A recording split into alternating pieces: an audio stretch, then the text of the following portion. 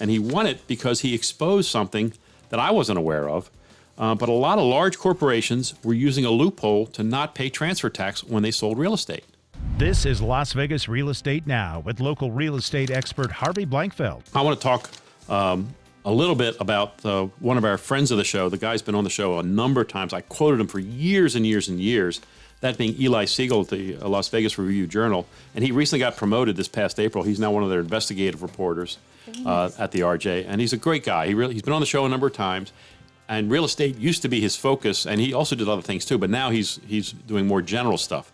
But I saw this article in the paper this past week that he's received several awards recently for his exposure of the real estate transfer tax loophole we had here in Nevada.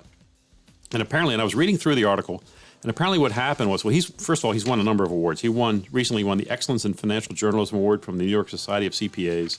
He's won, they list about another handful of awards from national media market type things, and he's won a number of awards, and he won it because he exposed something that I wasn't aware of.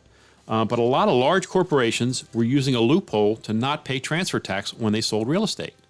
They would create a new dummy company and say it transferred within the company, and they would do all kinds of things. And so there was this loophole in our state law that allowed them to do it without paying a lot of transfer tax. You know, transfer tax is what, 5 cents on 100, something like that, right, Tara? Mm-hmm.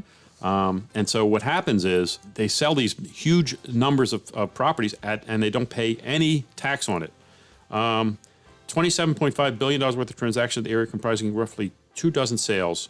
$27.5 billion. Wow. Let's do that, a nickel for every 100 on that. That's a lot of money. It's beyond money. Wow. And these are monies that are allocated for education and for school lunches and all those programs. That's what the transfer tax, it's allocated for that. So they were really cheating the people of Las Vegas, of Nevada, by not paying that tax. And they were just, and of course, I know it's a lot of money when you're doing a huge transaction. You don't want to pay any more than you have to. I understand them wanting to do it, but this is definitely a scam. Absolutely. And so the legislature recently passed a law and they no longer allow that. If you're involved in a real estate transaction and you intentionally try to escape the transfer tax, they're going to come get you. Now, so they've enacted a new law. It just happened, and as a result of our good friend Eli Segal, and I want to give him some props because again, he's been on the show a number of times. And he does a great job, and I just, I want to give him the credit he deserves, from a local standpoint, not just national. I think that we should be grateful that he's done that for us, because maybe down the road, that's a little less tax you and I have to pay. Mm-hmm. Exactly. Right? Yep. So good for you, Eli. Thanks so much for doing that for us.